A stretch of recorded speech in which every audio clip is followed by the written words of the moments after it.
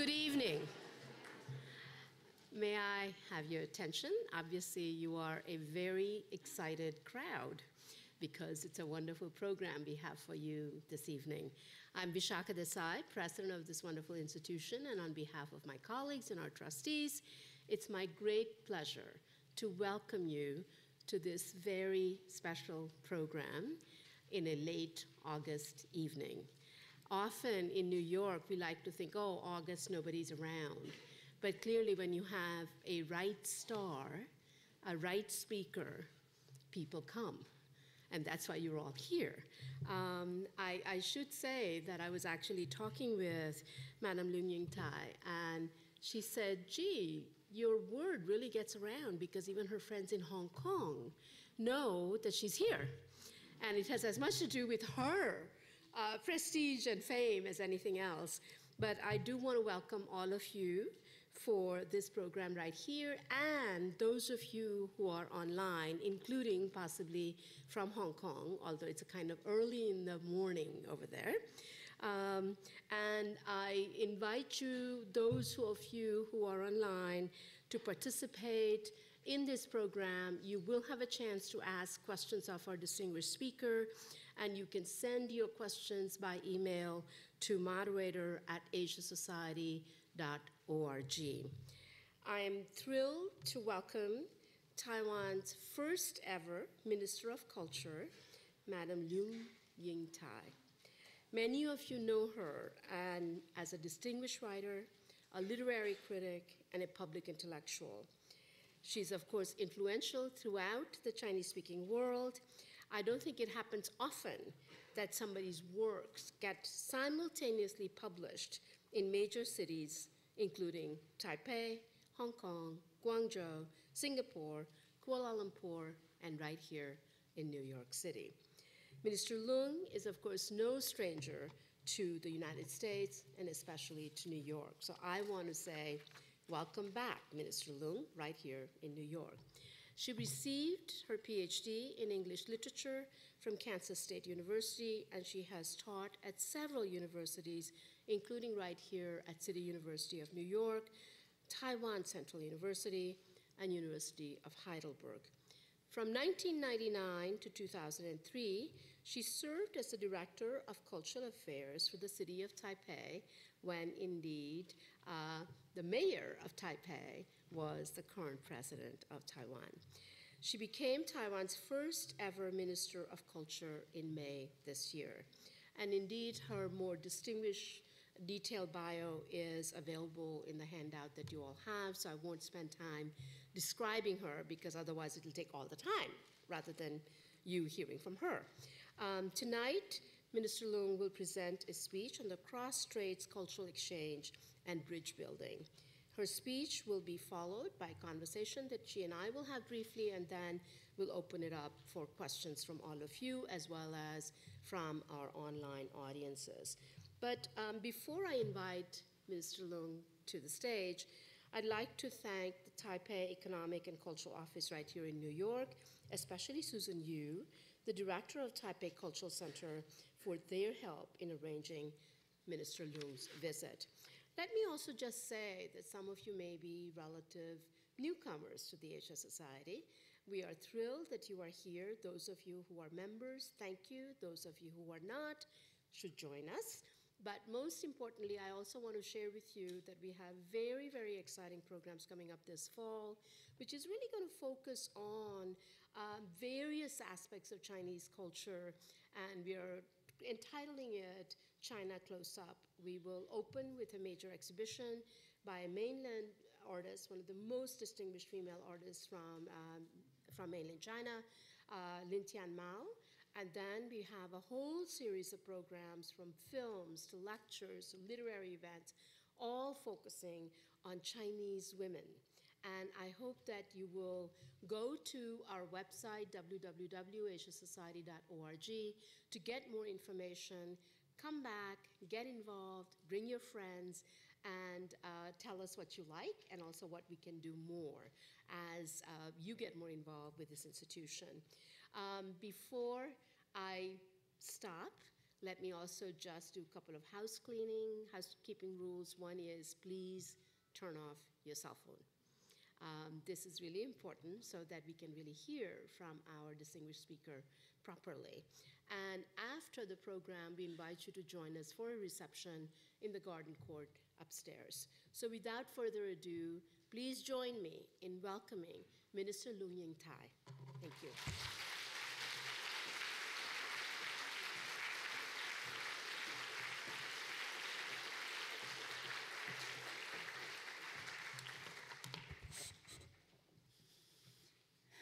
Good evening, everybody. Between 1979 and 1983, I lived in a small town called Dobbs Ferry on Hudson. And standing here today feels a little bit like homecoming. So thank you very much, Dr. Desai, for having given me this opportunity. I used to enjoy walking along the Hudson River. And the river in winter is quite something unforgettable in my memory. After a period of cold spell, a thick layer of ice would form, and you must be very familiar with the winter, with the Hudson River in winter. And sometimes the river flows faster than usual, and the ice layer would just bang against each other, and they crack into blocks of all shapes, and these ice blocks and chunks and cubes, and I don't know if you call them sand dunes, like ice dunes. Can you call them ice dunes as well? They would push and crush downstream towards the skyline of the city. It was a huge crushing noise, very much like hundreds of children riding on sleighs down a snowy mountain, a snowy slope. I would stand on this side of the river, looking over the water expanse at the other side, and the immediate thought, which I think would occur to everybody standing on this side of the river, the immediate thought was, wow, I want to see the other side. So I did. I drove to the other side, I parked the car, and I walked along the banks on the other side, and I walked all the piers as well. And this would lead me to the tiny fishing village I grew up in southern Taiwan. Our mother's home, where my parents and the four of us lived together, the mother's home was about 100 kilometers away from the ocean, which is the Taiwan Strait. At night, I could hear the splashing of the waves mingled with the brushing sound of the coconut leaves. And in summer, we would have a lot of typhoons. When you live by the sea and a typhoon would hit, then you would have rolling waves which would come back and kind of devour the whole village. At that time, we didn't know the term tsunami, but actually thinking back, that was tsunami in a smaller scale. I would sit on the beach watching the sunset when I was a teenager. However, the thought of, wow, what is on the other side of the strait? Even this thought never occurred to me, strangely enough. My imagination is kind of cut off as if the sea were the absolute and unquestionable finite end of the world. Years later, when I was living in Europe, I had a chance talking with some German friends, and I remember what one German friend said. He, as a child, he used to live at the foot of the Berlin Wall. And when he recalled his childhood spending in the shadow of the Berlin Wall, he used these words. He said, "The wall is like the edge of the world and nothing beyond." And particularly that phrase, that sounded so familiar and yet so strange, because, well, admittedly, a wall is something that cuts off communication, but water, especially water that flows, isn't water supposed to be something that connects, that releases you, that allows you to travel, to connect with the rest of the world? The water should not be, it's not supposed to be a wall. But apparently sometimes the water act exactly like the war. The martial law was declared in Taiwan on May 20th, 1950, after that very intense civil war. And this martial law lasted all the way until 1987. So about 37, 38 years of martial law. What does that mean? It means, well, Taiwan has a coastline of exactly 1,139 kilometers long. Under martial law, it means that all coastlines are military zones. So as children, you are not supposed to play in the military zone. And that explains why when I first went to the United States in 1975, when my American classmates heard that I'm from Taiwan, which is an island, so the first question, of course, was, you must be a very good swimmer. And I was surprised by the question, because why am I supposed to swim? And I couldn't understand his question, and he was shocked by my reaction, because I don't swim. And I thought his question was very illegitimate, and which is funny, because in my mind, coastlines and beaches were military zones, because that's the way we grew up. And so when a war has a gate or even the checkpoint, or when a strait has an operating ferry, then you might call it a border. You can cross the border. But when there's neither gate, nor checkpoint, nor ferry, it's probably called the end of imagination. It stops you right there. When I have the chance to review my own writing, I do discover that as life experiences are mostly formed by circumstances, my writing is very much defined by the strait. I wrote about the funerals held on the beach after the fishing boats disappeared after a typhoon. And you would think, well, what does typhoon have to do with the fact that the strait can be a war? Yes, it does have something to do with that.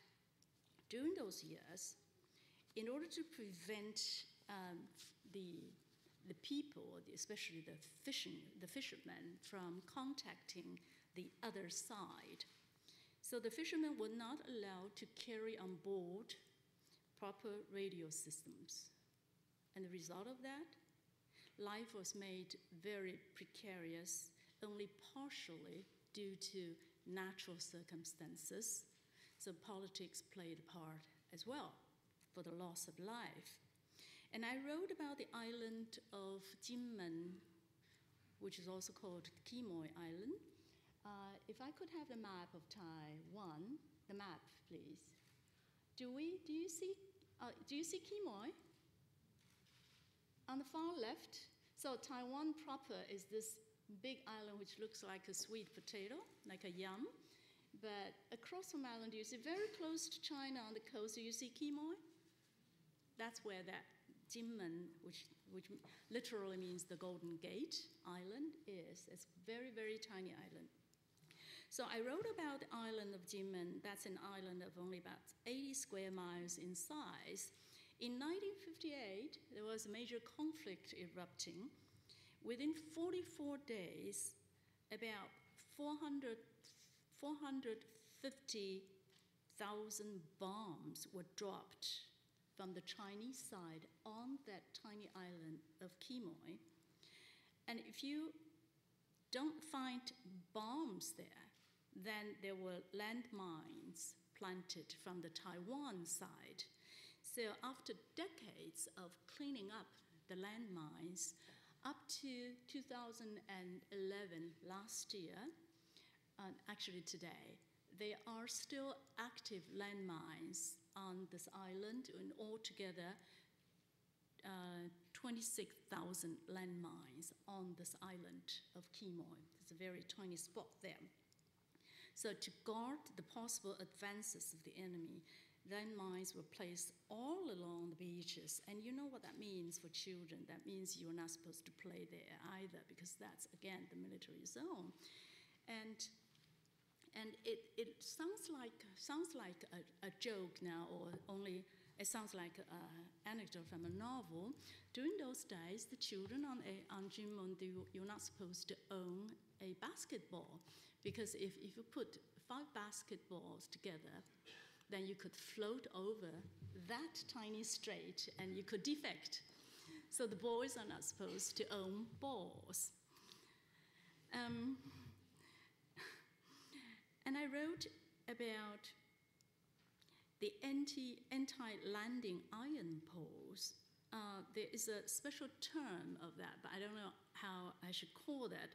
Hundreds and thousands of them stuck deep in the beach sand against the gray sky, like armies standing ready to shoot. If I could look at this, this is only one of a very small section. Actually, they are huge poles stuck deep into the beach sand towards the direction of the ocean, so that when you have boats trying to land, you'll be stopped by these iron poles.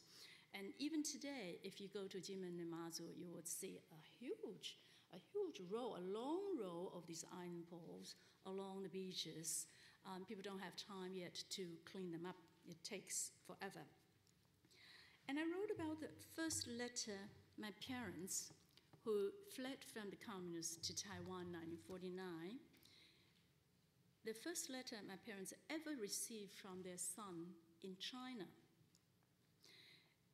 My parents whispered in the back room, they cried all night, and in the morning they burned the letter, and they didn't write back.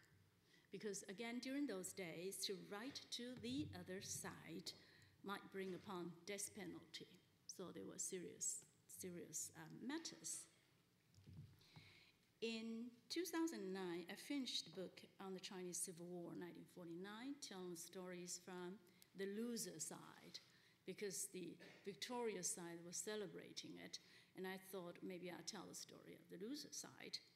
But not until I was preparing this talk that it dawned on me that by writing on the warlike Strait, I have actually been doing border crossing in another way.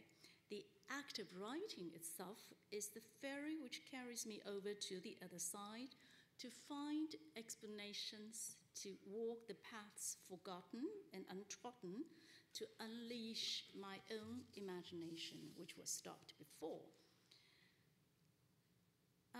Dr. Desai wanted me, when she was communicating with me, she wanted me to talk about myself as a writer, and she also wanted me to talk a little bit about myself as a politician. And I don't feel quite comfortable about the word politician, and I'm not even sure I am a politician today, but I know what I am. I am a civil servant. In the real sense of the word servant, somehow I earn 1/4 of what I used to earn now as a civil servant, and I work, my working hours are 4 times longer than I used to when I was a writer. As a writer, I used to criticize others, and now I take criticism from others, and I can't even talk back. It used to be that when I did a small service to the society, because for example, I established a foundation where we held many forums and intellectual debates. We had discussions on global issues. When I did a small service like that to others, I got a huge amount of gratitude in return, as if I were the greatest philanthropist on earth. But nowadays, as politician or as civil servant, I felt as if I could offer my purest heart in a silver plate, and I could get scolded for being too slow or too fast, or the plate being the wrong color. So I am exaggerating, of course, and at least I haven't been asked to please show my birth certificate in the long form. That hasn't happened yet. But from writing to politics is indeed a major border crossing, and the challenges are immense. I tend to think that it's easier. It would be easier for a film director or a symphony director to become a minister. And you know why? Because they are used to work with people, with group. They're used to give orders, and they're used to coerce people into doing something that they desire. And it might also be easier for an actor to become a politician, because politicians are actors. But writers are usually loners who think alone, who write alone, who work alone, who walk alone, and who complete a mission alone. While politics is teamwork, is group art, is gang fight. So by logic, writers should not make good politicians, by definition, you know. But then you have Vargas Llosa running for Peruvian presidency, and you have Havel, and you have in France André Malraux as culture minister. So this morning I was at the Metropolitan Museum, and Mike Hearn, very kindly, he's from the Department of Asian Art, he was my guide, and he showed me the exhibition of the life of the ancient Chinese literati. And we came to a very large scroll showing a beautiful garden in which about a dozen Chinese literati were standing there. They were writing calligraphy, they were discussing issues, they were reading, and they were painting, and some of them were playing on some musical instrument. And as we were enjoying this kind of a depiction of the Chinese writers, intellectuals enjoying their garden, I stopped and asked Mike a question. I said, Mike, what do you think that their European counterparts will be doing in the garden? Would they be doing the same thing? You know what Mike said to my question? He said, there's no counterpart, you know. The European literati would not hold important political positions like the Chinese do. That reminded me, yes. So I've forgotten that it is actually embedded in the ancient Chinese tradition that writers are politicians and politicians are writers. Revered names such as, give me some names, who were great writers who were decision makers, politicians from Chinese history. Give me some names. Su Dongpo, number one. Yes, what else? Who else? Who? Han Yu, definitely. And who else? Wang Anshi, absolutely. And? Wang Meng. Ouyang Xiu. Right, we have a lot more names, right? The major literati, intellectual writers who were also very important politicians. That's embedded in the tradition. So, and if you don't become a great statesman or politician, and you are just a very simple civil servant like me, then you can also think on Du Fu, one of the greatest poets in the Chinese literary world. Du Fu was not a big politician. He didn't hold any very, very high positions. He was a civil servant, and his pay was so miserable that he had to go to the wilderness to dig for taro roots to feed his own children. And we remember the poems he wrote when he was digging up the taro roots to feed his family. So, coming back, so the writer, the politician, and come back to the Strait. The Strait nowadays is not anymore a wall. Many of you must have been there. And since the direct flight routes opened up in 2008, one could nowadays theoretically do daily commute between, say, Taipei and Shanghai. It's doable. But there are many thorny issues to be dealt with. As a matter of fact, as a writer and as a child growing up on the island, in the shadow, not in the Berlin Wall, but in the shadow of a strait, in the Forbidden Strait, I thought the Strait kind of defines your experiences, and in turn, it defines your writing.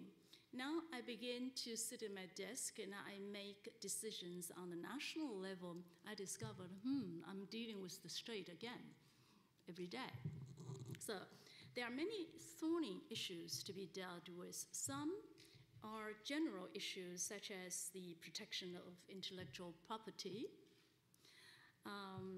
which is very funny because we are going to negotiate about intellectual property, and my own books are banned over there.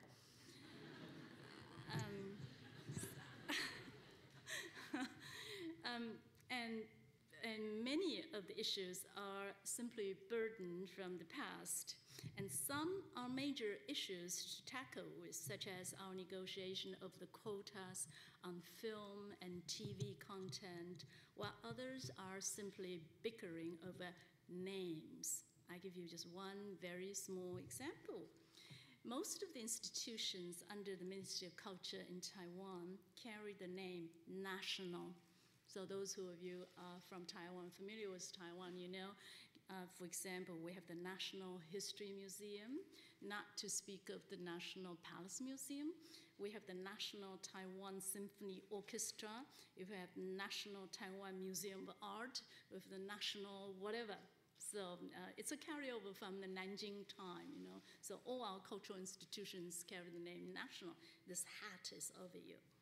But since Taiwan is not accepted by Beijing as a nation, so this simple 8-letter word becomes a taboo and a huge obstacle in promoting cultural exchanges across the strait. A few months ago, I give you one example. A few months ago, when the National Taiwan Craft Research and Development Center, it sounds very redundant, but it's called that way, National Taiwan Craft Research and Development Center. One team of experts went to China to take part in an exhibit. They crossed the border, but they discovered that the whole boxes of brochure and information sheets were kept behind. These boxes of brochures and all the sheet of information were not allowed to cross the border with them. But how do they go to the exhibition and pass out information? So there was a problem right there at the checkpoint. And the reason why all the information, material, and everything was held behind, and at the end, they were not allowed to go through the checkpoint border, the reason was the address of this institution, of the National Craft Research and Development Center. The address was printed in all the brochures, such as Nantou, what town and the street and the number of the address. At the end of the address is Republic of China, and because it's printed there, and therefore everything was held back and sent back. But you might ask the question, well, but the people and the institutions still carry the name national, so how do the people get through the checkpoint? I don't know. Maybe they cover up the word national, so you just don't happen to see it. Anyway, I would like to end my talk with another small anecdote which has something to do with border crossing. In 1949, the winter of 1949, pushed by the advancing forces of the communists, a small fragment of the nationalist troop, really battered and fatigued because they've trekked the 2,000 kilometers, okay, under crossfire. This fragmented small troops found themselves standing, finally, right at the China-Vietnam border. They were pushed all the way to the border. And this checkpoint, was guarded by the French at that time. So after negotiating, the French commander agreed to let the troops pass the checkpoint under the condition that the soldiers had to lay down their arms on the roadside right at the checkpoint. the arms would be returned to them because the soldiers would not part with their arms because that's a disgrace.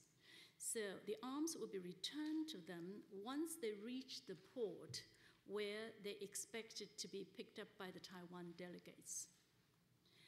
At the checkpoint, so you walk through this, I imagine, small gate, the checkpoint.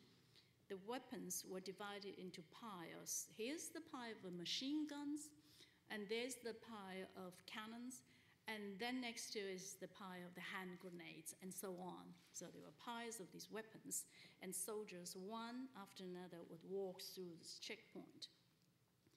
And the eyewitness I interviewed was an 11-year-old boy in 1949.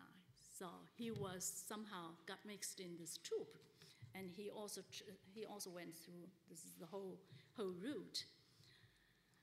He described the scene to me. Along the 2,000-kilometer stretch of retreat, there was a complete army music band trekking along amidst this intense crossfires. All along, this army band was with its troops.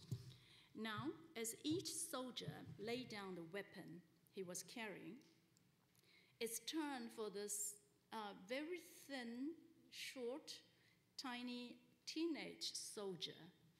The army band, the musicians, they were also wearing uniforms like soldiers. So now it's turned for this teenage soldier with a huge French horn on him, walking through the checkpoint. And my interviewee, he said, this young man with this huge French horn stood at the checkpoint. He was looking at the piles of machine guns, cannons, and hand grenade, and he was confounded because where does the French horn belong?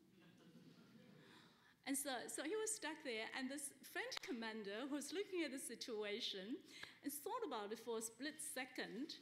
And finally, according to my witness, because I don't think he understood French, but from gestures, it's kind of he was recalling the situation to me, and he will explain to me. So in his words, he said, the French commander looked at this funny situation with the grenade here and the machine guns there, and with this French horn, huge French horn, and this very tiny, thin young soldier.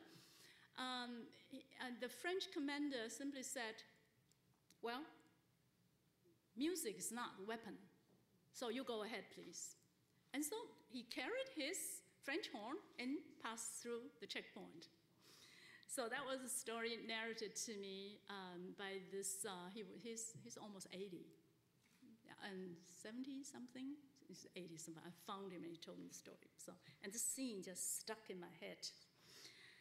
And this old man now, the 11-year boy, said, well, he actually came from the very backward countryside, from the impoverished family in rural China. He has never, he was actually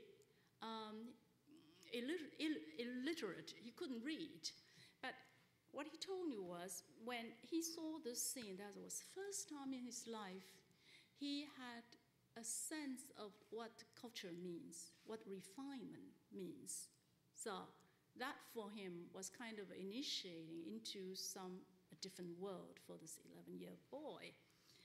To end my very short talk today, I want to say that I started out saying as a child growing in the shadow of the Strait, which was actually acting like a wall. When I looked at Hudson, I would immediately think of going beyond, but the way I grew up, when I look at the Strait, it's not a strait, it's not a water, it's a wall, which cuts your imagination right in the middle of there, dead. And then time changes, people change, but a lot of the animosity and a lot of distrust still exists there. And now, when I, day in and day out, when I look at all the decision-making that's pending, which has something to do with the Strait, I realize that even the national politics, after 60 years, is still being defined to some extent by the Strait. So what I would really like to say to my friends, my family on both sides of the strait, and to the people on both sides of the strait, what I could say is that I would borrow from this unknown French commander that is, well, culture is not a weapon, so you can go ahead. I hope that day would come. And thank you very much for listening to me. Thank you.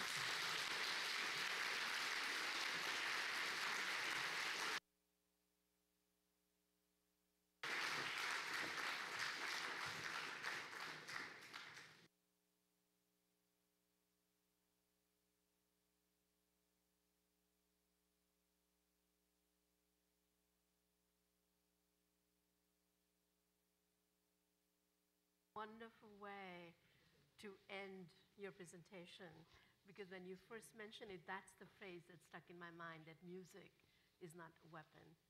Yeah. Because in fact, arts have a capacity to cross borders and yet be of a place. Yeah. That is such a unique thing.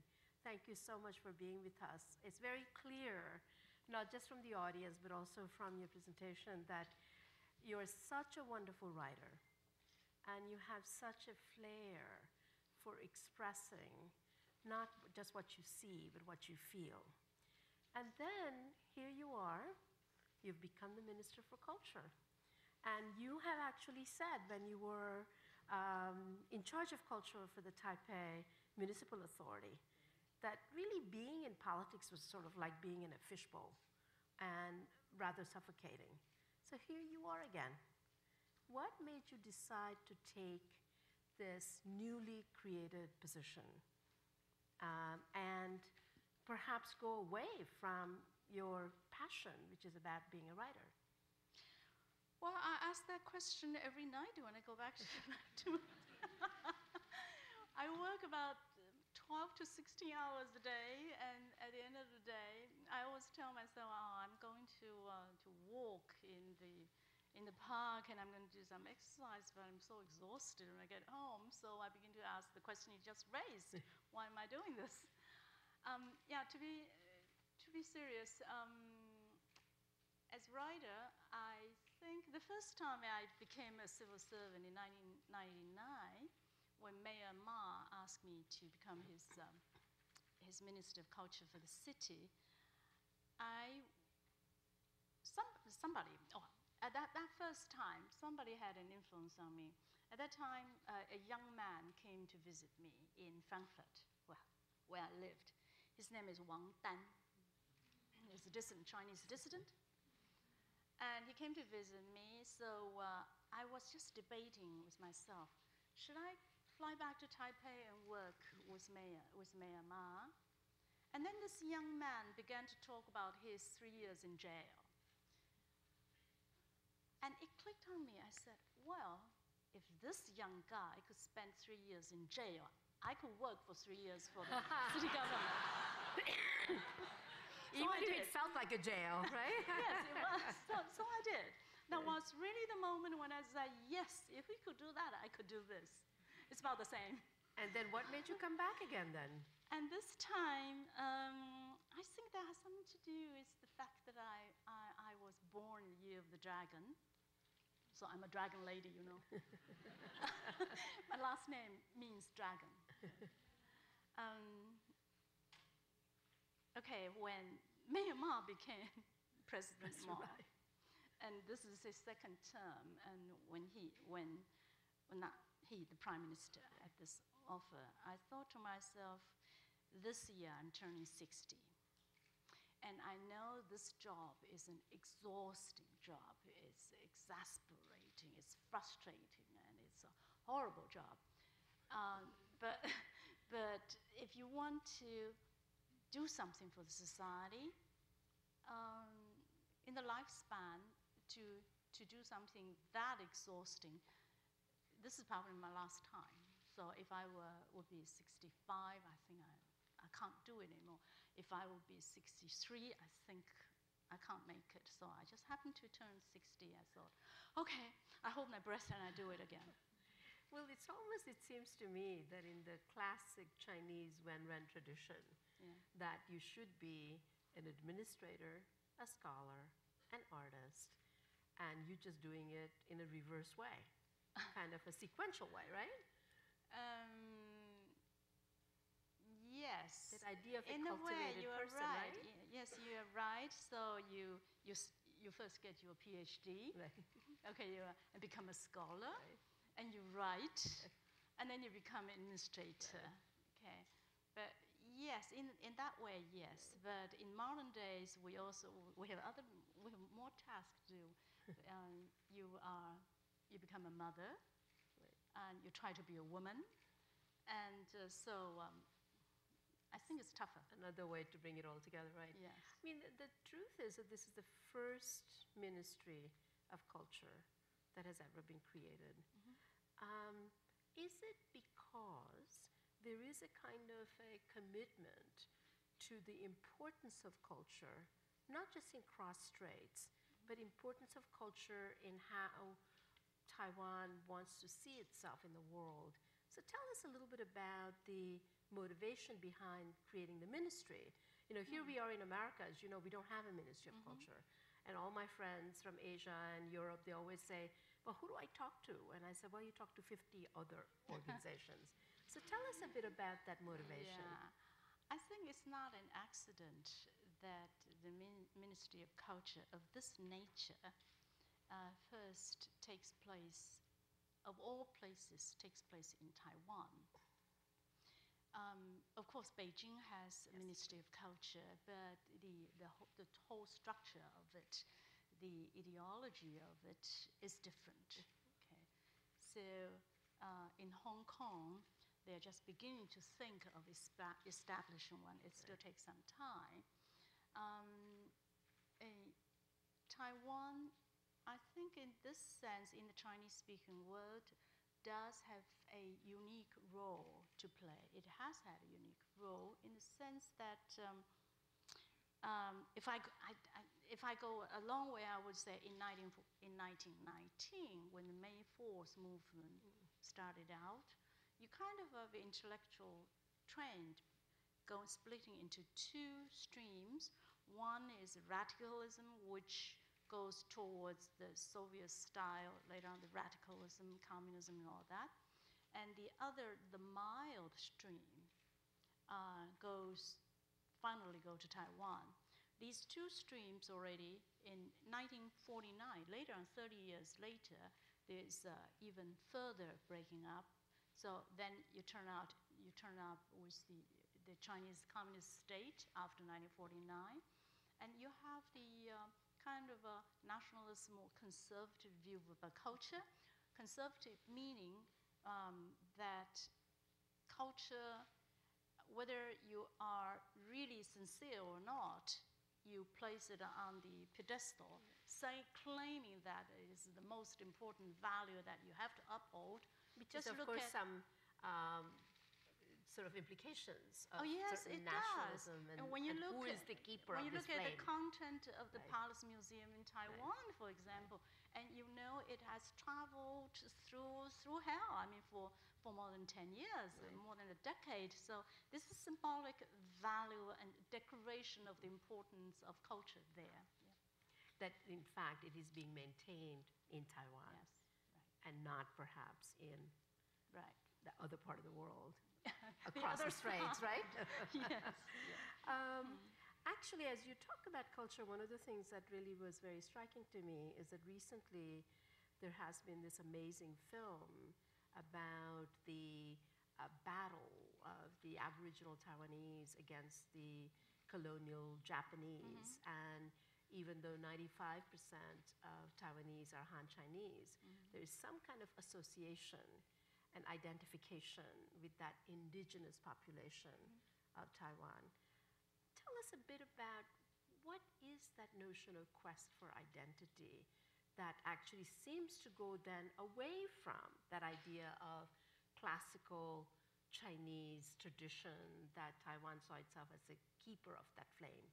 You know, if you would write a new history book of China, and you don't take the northern point of view, Beijing view of China looking down at the south, if you reverse it, you would write everything from the southern point of view, explain it in the north, you know? I think that's a very exciting, very different view of China, of understanding of China. And that has something to do with what you said about Taiwanese perspective.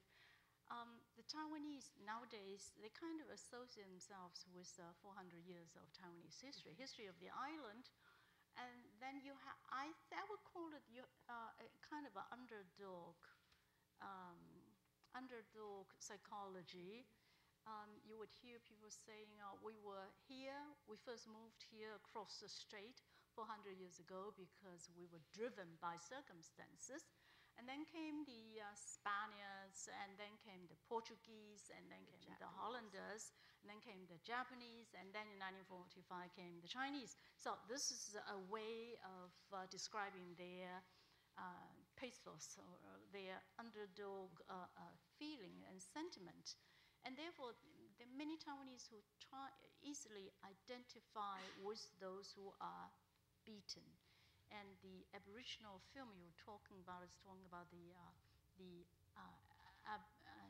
Aboriginal people who were crushed by the Japanese forces. So that's part of that. Right. Yeah. And even today, they feel they are still living under the shadow of a huge giant. Right. Clearly, President Ma has begun to actually make huge overtures in terms of opening up with mainland China on many, many, many different fronts.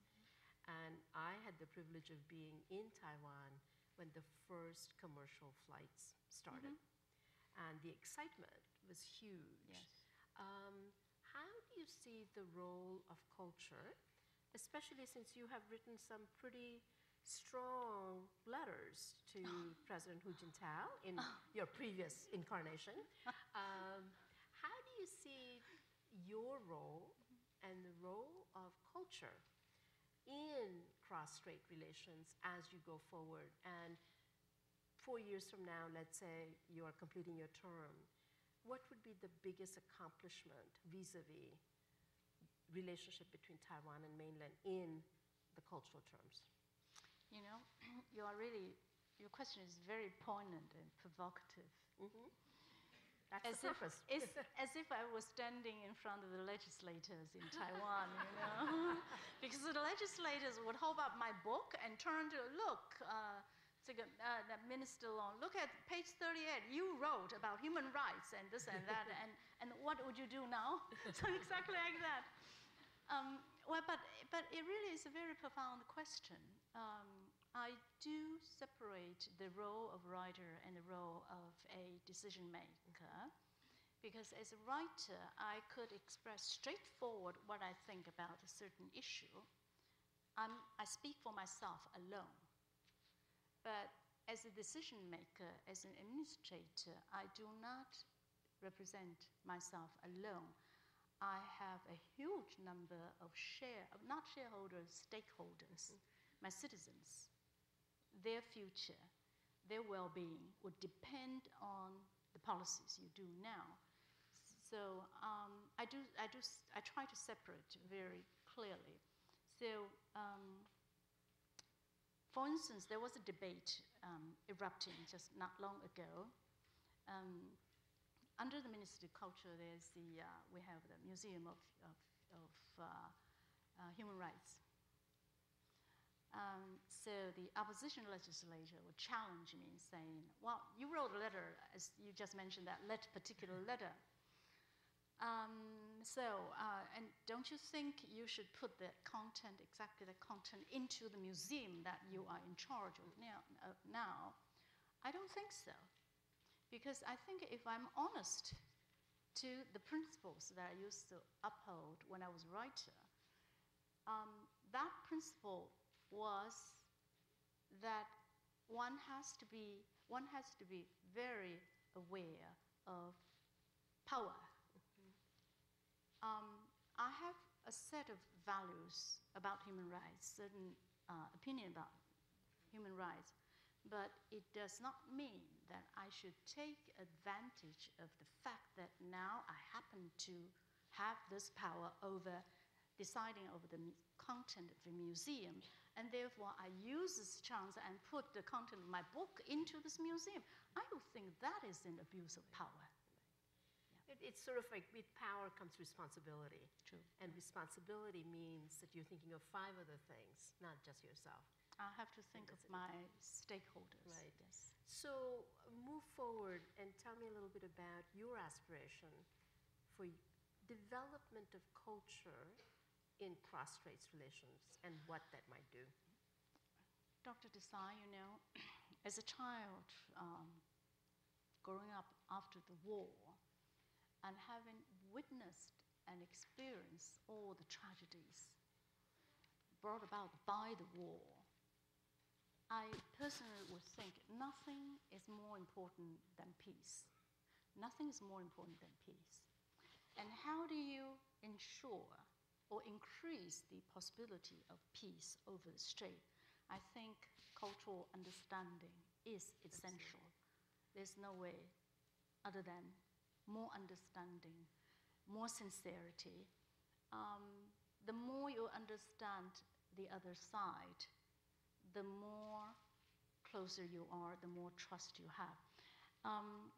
I think, you know, when I was writing this book in 1949, I came to a conclusion.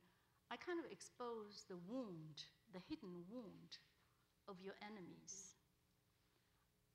The moment you are able to see the hidden wounds of the person you hate, I don't think you can hate anymore. And I think that's what the people from both sides of the strait really have to seriously strive to work for. And it's so true in almost any of these kinds of areas. I think about India, Pakistan. True. And we've actually at Desh Society just developed a big program, Israel, Palestine, or Serbia and Bosnia, you know, that it's the empathy piece. True. And culture brings that more than anything else because, in fact, you can relate to somebody without having all of those barriers always there. That I think is so, so important. Do you think that this has something to do with, some people have said that women do this better. Do you think that's true? I think so too. Yeah? Yeah. I think if the whole army will be run by women, I mean, the world will be different. Well, a lot of people think that Secretary Clinton is one of the best Secretary of State we've had. And perhaps it's because she is a woman, you know. So on that note, let's open it up to all of you. And so you can have questions. Please identify yourself. There are microphones on both sides. And since there's lots of you, let's make sure that the questions are brief. And we'll make sure we'll try to get many of you as much as possible. There's a hand right here, and then we'll go back over there. So let's just come right here.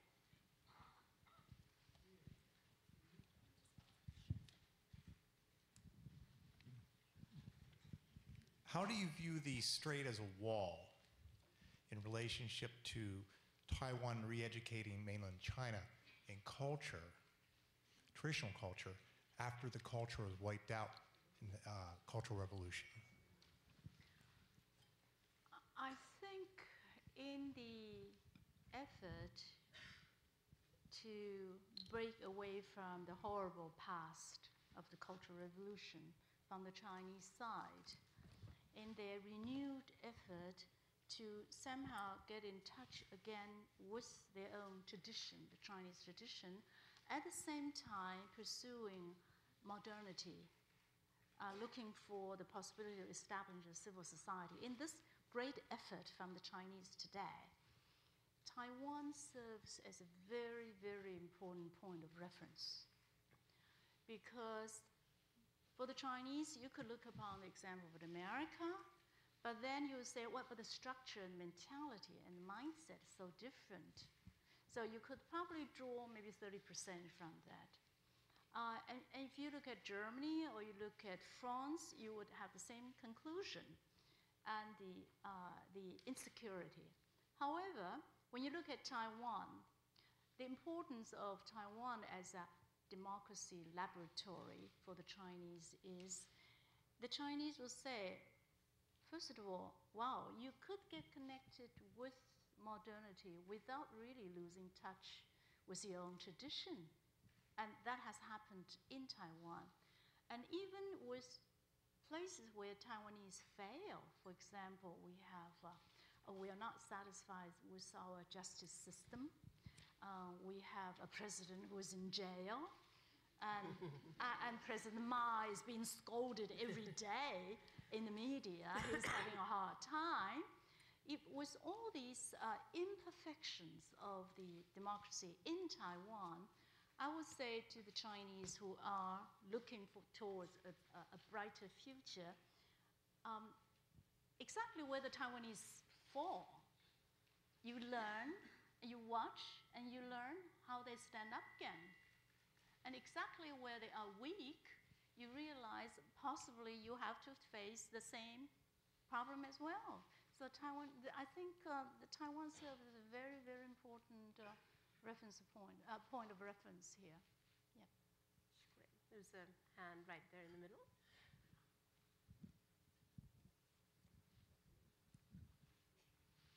My name is Joe. I'm also from Taiwan. Actually, I'm visiting the University of Maryland now. What I say is that I think culture is definitely a weapon. You know, a lot of my Chinese friends told me that the beauty of Taiwan is mostly from the cultural differences between the two sides. So do you think Taiwan should accommodate more China films, TV programs, newspapers, or even movies, you know, to shorten the gap of the two cultures? Or we should keep Taiwanese culture more independent? Which way should it be? In fact, when you turn on the TV channels during prime time, you see very little Taiwanese film. You see the films from mainland, you see Korean films.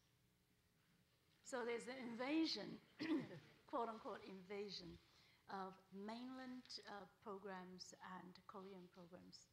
So the danger is actually where what happened to the Chinese to the Taiwanese creative mind. So that's something that we have to work on. I'm sorry. And there's another aspect to this is that with cultural exchanges, you really cannot depend on recipes or guidelines saying that you should watch more Chinese films in order to understand China. I mean, the film have to be good, first of all, regardless where they come from. Okay, so probably that is the first primary goal. And if the Taiwanese films are bad, then you don't have any excuses to ask people to watch them. First of all, make good films, make good content, and then let's compete with excellence, first of all. Just to follow up on that question, it seems that in recent years, actually, mainland Chinese government is also trying to attract big-name Taiwanese artists, performing artists as well, to come and move But to they don't China. attract writers like me. That's for sure. They're not even trying. That's for sure. So what do you make of that? This business of kind of, you know, that's a big, giant gorilla, 300-pound gorilla sitting there with huge amount of support systems that could be developed. Are artists actually moving to mainland? You know, I wonder if Canadians would ask the same question about the United States. They don't, right? And I often ask myself this question as well. So in Taiwan, we do have a lot of worries, discussions about this. There's a brain drain. Our performing artists go there. Our designers are attracted over there. Our even cartoonists. Huge market. I mean, Huge market there. So, but isn't it true? If you're talented, then go west. Okay, so there you go. And how, as from the government side, how do I seduce them to come back? I can't use patriotism saying, hey, Taiwan needs you, so come back. That time is over. So we would have to somehow improve our infrastructure. We somehow have to have better soil so that they are willing to plant the seeds in our soil. And at the same time, you know, I think if we stop being overly nationalistic, I was thinking when our brains and our creative mind, when our independent minds go over to China and educate the masses, bring influences over there, bring ideas over there, bring a different set of attitudes there, but isn't that a contribution the Taiwanese can best make towards world peace, I'm saying? Yeah. It's a very enlightened view. This is terrific. I have a question from our online audience, and this is from Shirley Ju, and her question is, what has been the biggest cultural change on both sides of the strait in the past few years, both in Taiwan and in mainland? Let's start with the mainland. I think the biggest change on the other side of the strait is while China, the rising China, is easily branded as the huge gorilla, which it is. I think we should not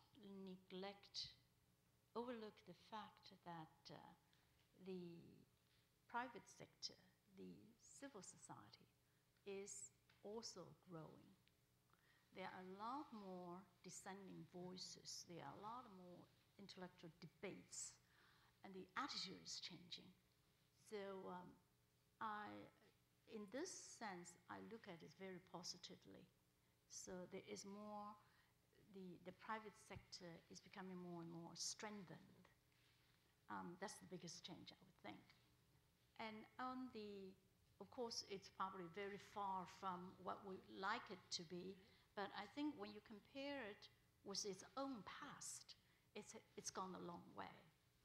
On the Taiwanese side, the Taiwanese are almost approaching the Germans by the fact that Germans are said to be the most complaining people in the world. And the Taiwanese complain a lot nowadays. We don't feel good about ourselves.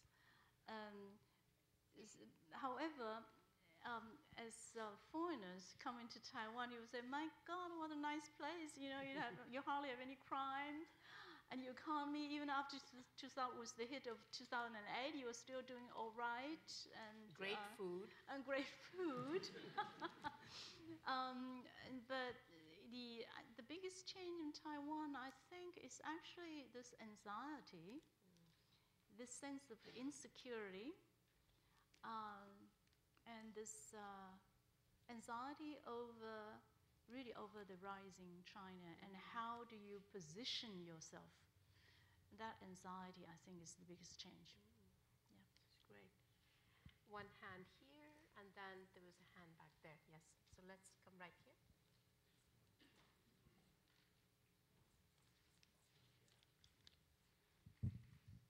Thank you very much. George Schwab, National Committee on American Foreign Policy.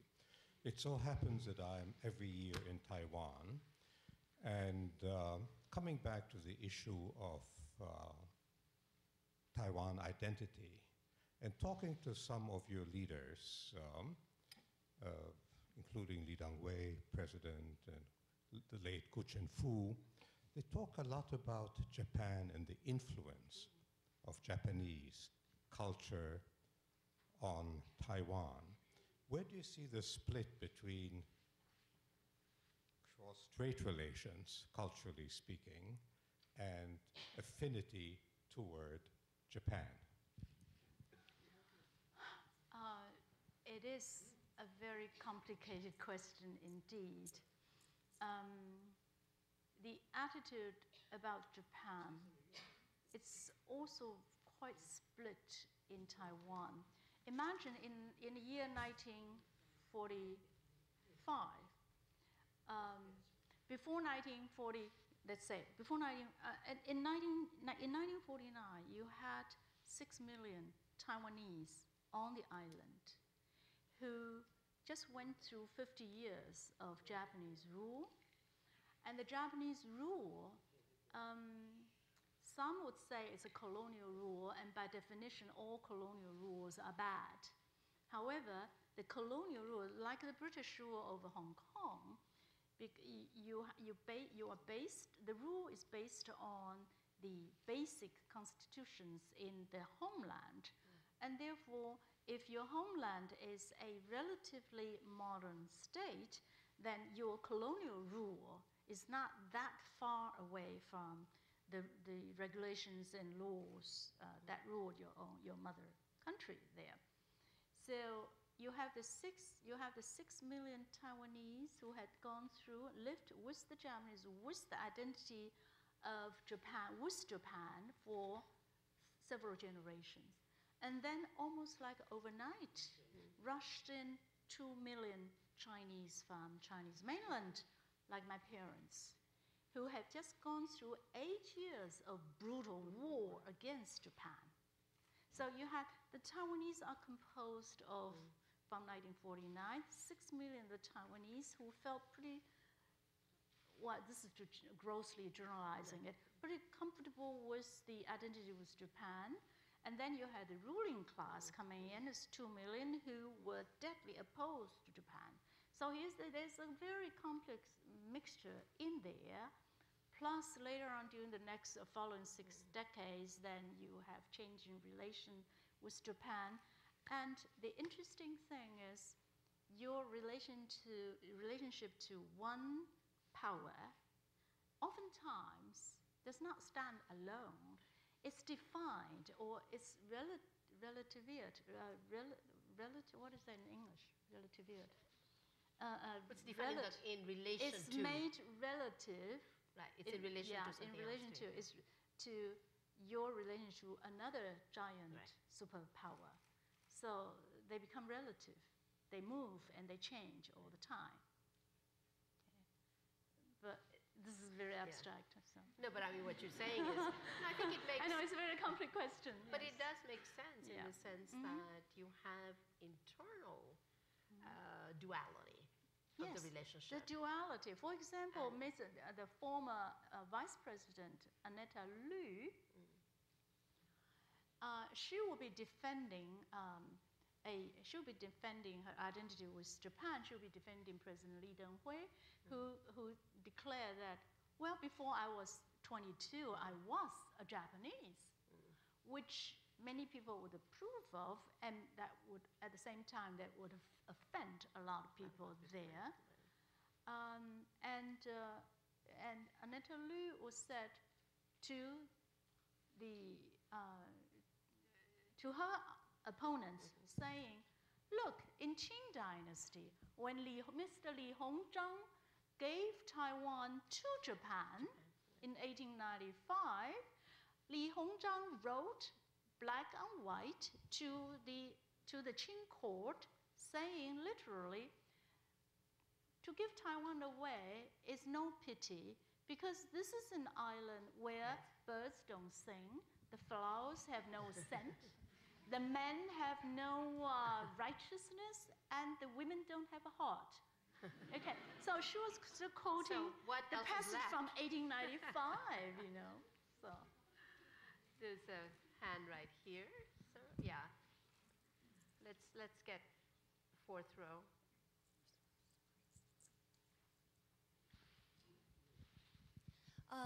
Mrs. Yingtai, I would just first I want to say thank you for your time to share with us tonight. My name is Chen Qian. I'm coming from mainland China, and I went to college here. And my question is that, China is looking at Taiwan, Taiwan is also looking at China, but the two places are also looking for the third place, which is the whole Pacific Ocean's distance away, which I mean the United States.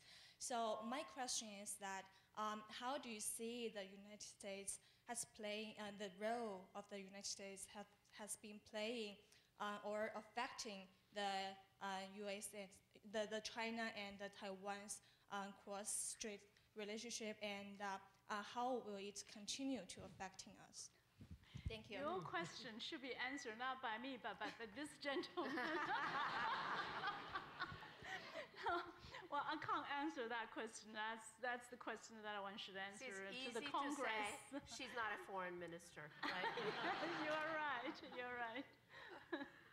But thank you for your question. Thank you. I'll learn about it. Let's just take one right here and then another one here. And I'm afraid we have a little bit of time. We'll take, and there's a few more up there. That's fine, yes. Hi, I'm Dan Scheffelman. I've been involved in an animation project that actually involves the National Palace Museum characters, relics. And the more I worked on it, the more I realized that you can't even comprehend the depth of meaning that these relics have to the Taiwanese and to the Chinese as compared to, the Liberty Bell or something. It's just not even comparable. So my question is, how do you see the future of the relationship between the two palace museums? Are there any initiatives? Does it look good? Does it look like nothing will ever happen?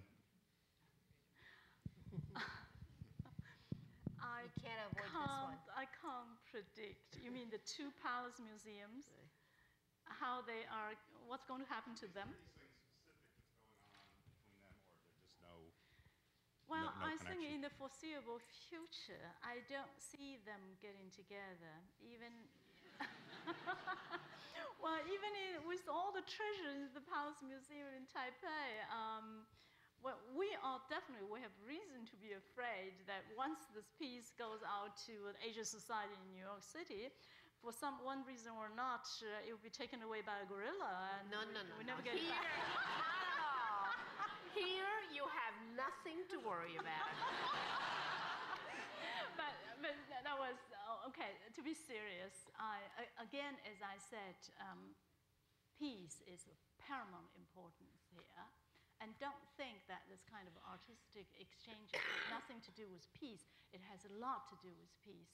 The exchange of literature, the exchange of art, the exchange of performing art, all that would bring people together. And so I can't predict what's going to happen because there's a huge distrust on the two sides. So it's going to take time, but I think it's the duty of our generation to really work on it, to avoid war.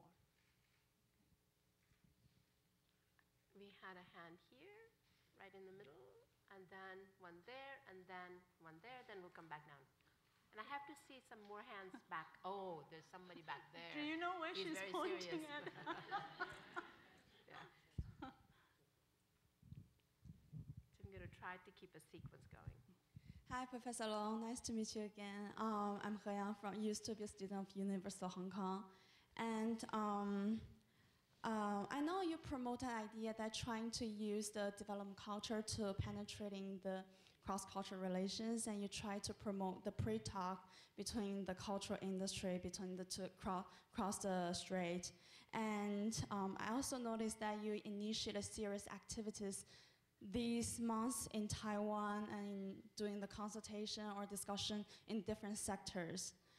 Can I interpret it as these activities as anxiety of the Taiwan side, or can I also interpret these activities as that Taiwan is not ready yet to promote or do not understand, have a very clear strategy about what the content of the culture they need to exchange with the mainland China?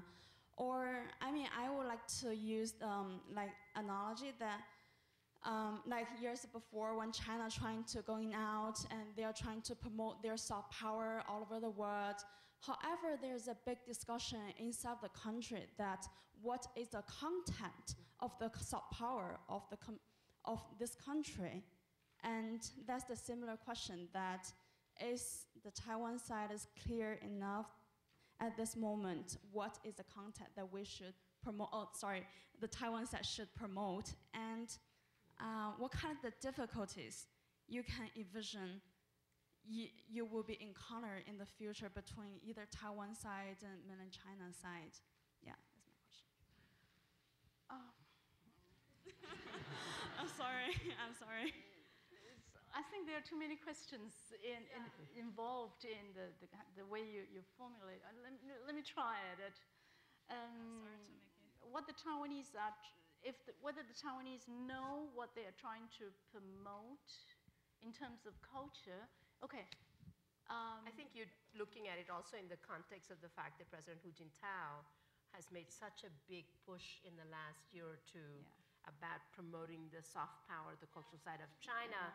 So that is a debate that's going on inside China. So, okay, there's a very important fundamental difference between Taiwan and China. That is, Taiwan is an open society where I would say 90% of the activities, the cultural exchange or not, are initiated by the private sector, by the people themselves. So the government is there only to help the people to do what they like to do.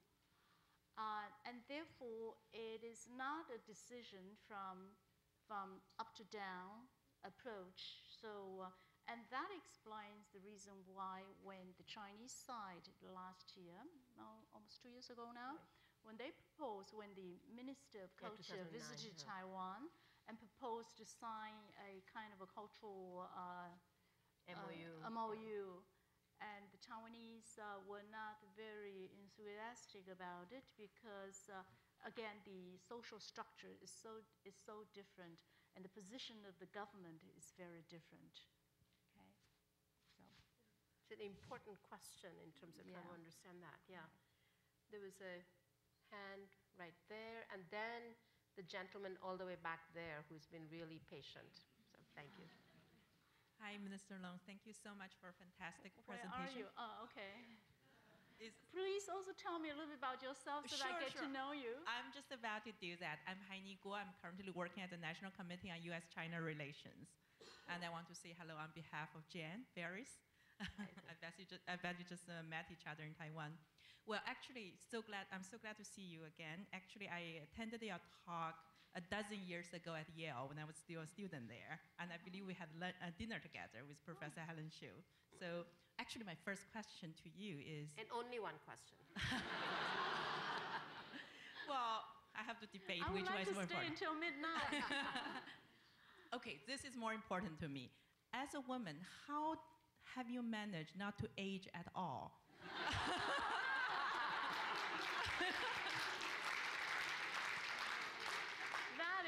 That's got to be the sweetest thing I've heard since I took office. Seriously, in a dozen years, I think you look younger. You look amazing. So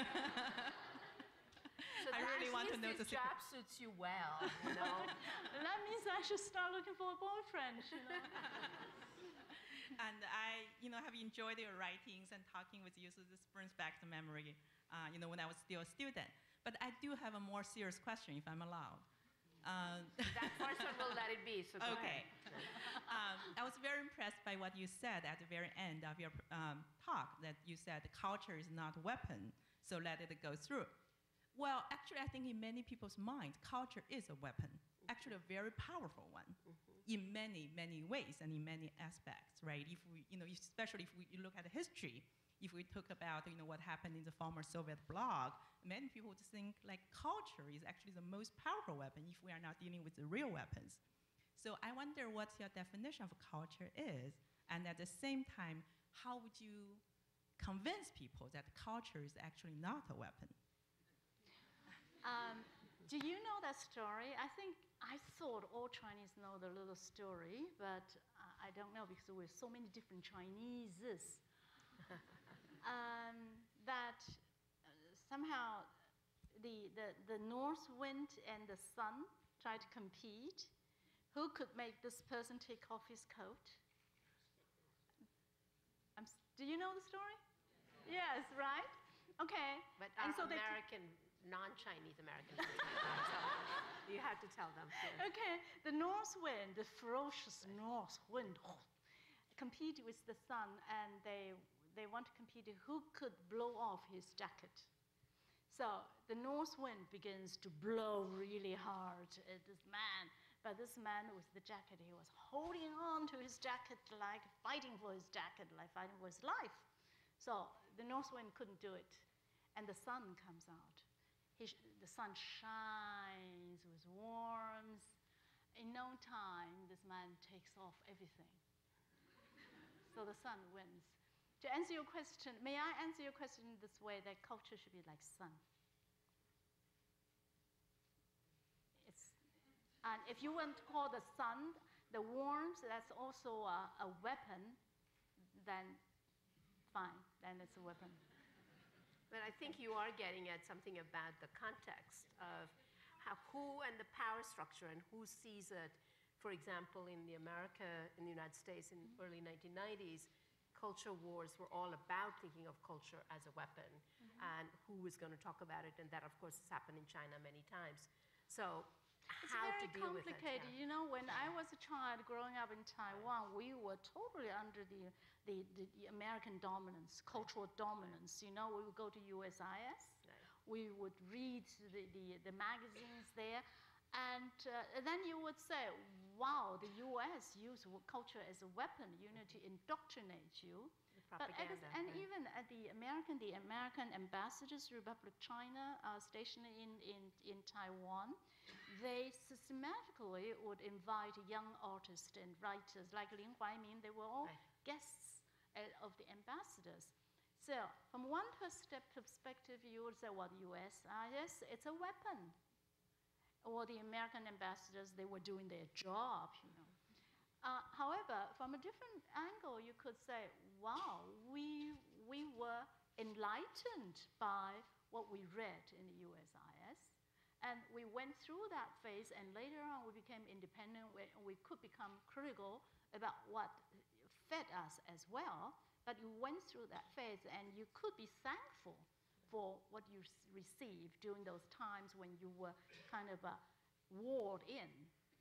And artists like Lin Huaimin might tell you too that the idea of whatever is connected with avant-gardism comes from those periods. So I think that reminds me about what Goethe wrote in his autobiography. If you remember, Goethe, when he was a child, he was the grandson of the Lord Mayor of the city of Frankfurt. And then came the invading army, the colonialists, the French. And the French army stationed in Frankfurt, and the army commander from the French side, they actually took over Goethe's grandfather's house. So the army, the battalion leader moved into Goethe's house. And this French officer turned out to be somebody who loves art. So during the occupation, this French officer would invite many German artists to come to the house, talk about paintings, and Goethe would later on tell you in his autobiography, well, you could look at this as an experience of disgrace, colonialism, and whatnot. But Goethe would say this experience, exactly during the occupation, was his initiation into the aesthetics. That was the beginning of his aesthetics. So there are many views looking at the same thing, the different aspects. Complicated. Good. Minister Long, hi. My name is Wang Haowen. Haowen Wang. I'm a program manager at the Lower Manhattan Cultural Council here in New York City. I'm very touched by your story about the skinny kid who carried the French horn over. But my thought is, if the kid can't play the French horn, then this is old talk. None of the ethics of art would have any difference. This would be just a symbolic story. So my point is, and you talked about the fact that we need to create for the Taiwanese people to watch Korean drama, to watch Chinese drama. Why aren't we making good? We should be making good films first and TV shows first. So then, as a person from Taiwan who's working in New York in the field of arts and culture, my question to you is, what do you think the government's role is in terms of developing artists and developing a ground for the arts to grow and to create these good artists and good cultural organizations that can generate these cultural work and art, that can bring in peace, cross-strait peace, that can do these many different things, and that we can go home and work and not be here. So you want to get back to Taiwan? I can see this.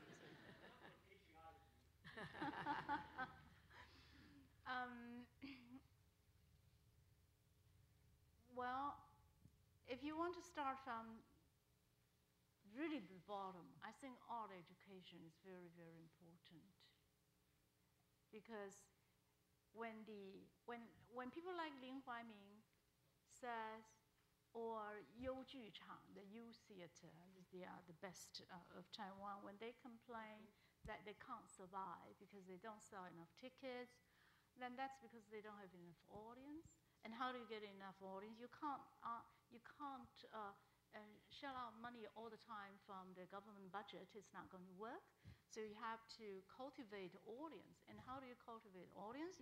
You have to really work on art education. And how do you do art education? That's a whole set of theory to talk about. And then you have art education, and then when you talk about the creative industry, there are a lot of things that the government have to work on. That is, for example, with the film. I take film as an example. Taiwan is known to be the place where the talents are. As we have Hou Xiaoxian, we have Cai Mingliang, we have all these talents there. However, the film industry itself is not very strong. How come you have the strongest pool of talents, but then your output is not that good? Then it has a lot to do with all the connecting aspects of an industry. Yeah, and the infrastructure is not good, or the regulations or the supporting system is missing. Okay, so what the government has to do from the ground up, you have to really work on art education, and then from the industry side, you really have to really study where all the links are, and you have to provide a sound infrastructure there for all the creative industries. And with young creative minds and talents like you staying in New York, in Taiwan, we have to have a good infrastructure. We have to have a good industry, a vibrant market there as well, so that you'll be attracted to go. And patriotism is not going to work. Yeah. Last question, and you have had your hand up right there. Well, behind you. I will get you too. Okay. That's you the last. All right. No, right here in the middle. I'm sorry.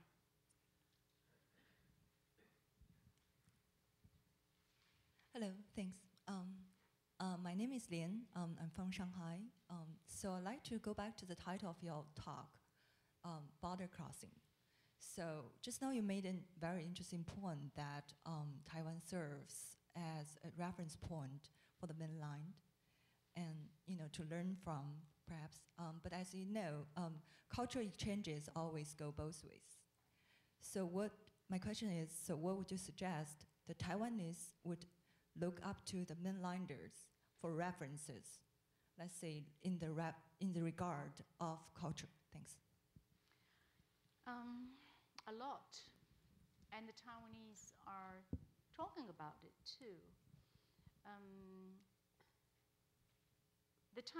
Among the Taiwanese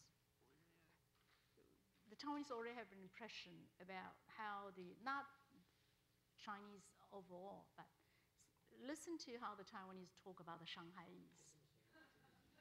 Okay, they would tell you that wow, the Shanghai. Either they don't do it, and once they decide to do it, they do it world class, which is true. How they built you could be critical about the government spending a lot of money on building this this arena, building about the expo halls, and building about the lavishly. You could also criticize the government about not putting enough attention to the content, but to spend a lot of money on the hardware and all that. However, the Taiwanese are also noticing that even with hardware, if you want to do first-class, world-class hardware, it's not an easy thing to do. So the Taiwanese are talking about that. And then, not only that, for example, with some translation.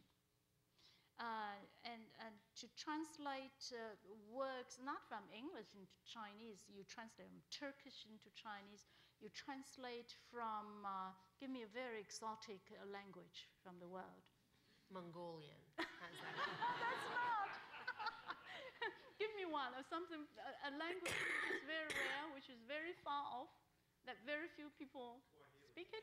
Swahili. Okay, let's take that example. To translate from Swahili into Chinese, and that really requires a lot of passion, dedication, and it takes a lot of professionalism, and there's no market for it. But it's being done there, systematically, okay? And that's a kind of soft power that's not being spoken of. And that is what the Taiwanese are paying attention to. Okay. Last question. My name is Jimin. I come from Taiwan, by Pussydoris Island, just a tiny island over there in center. Which one? Which island? Penghu. Penghu, Okay. yes. The reason why, because you are very lucky, your family name is Long, Dragon. But welcome to New York. But very important, today is the year of Dragon. But you go to the United Nations, you see the entrance is the big statue of one kill the dragon. If you are the General Secretary for United Nations, what you going to do? Because the United Nations, in front of the United Nations, the entrance is the big carving, a sculpture trying to kill the dragon. But between the east, west, how to regard, according by the war peace, what you can do? I speak one more time. Your family name is Dragon. You are the number one man, number one lady in charge for culture. But you go to United Nations, there's New York. Right. You can see they kill the dragon in front of the entrance. They kill the dragon? Yes. In front? There's a sculpture of St. George slaying the dragon. Oh, I see. These are two different dragons. So, so what you thinking? But I think that is his point. There are two different dragons. And what he's talking about is the way the East views the dragon as opposed to the way the West views the dragon. And he's asking you how to bring those two views together. Everything for war peace. But you are the General Secretary for United Nations. What's your idea? How to fix it? How to for war peace? If I were the General Secretary of the UN, first of all, I would say to translate that animal in front of that Western animal in front of the UN, to translate that into the dragon, the Chinese word long is a wrong translation. Because come up with another word. Come up with another word so that they don't get mixed up, because long should not be translated into dragon either. Long is something that's wonderful, that brings luck, that's the prettiest woman in the world. I mean, that we agree. I hope to not have a newspaper people, our New York Times can continue, so give the United Nations your beautiful idea for war peace. I think, as Confucius said, to rectify the name is very important. Use the right name for the right thing. So the dragon is not long, and long is not dragon. Okay. And I think that's a perfect place for us to end this amazing conversation. And I just please join me in thanking. Thank you. Thank you so much. Thank you. Thank you. Thank you. And consider this your home. So come anytime. you know we'll get you a good audience. Please, so invite me back. I love New York. And Thank join you us for so the very reception much. upstairs. Thank you. Thank you. Thank you. You were great. Thank you.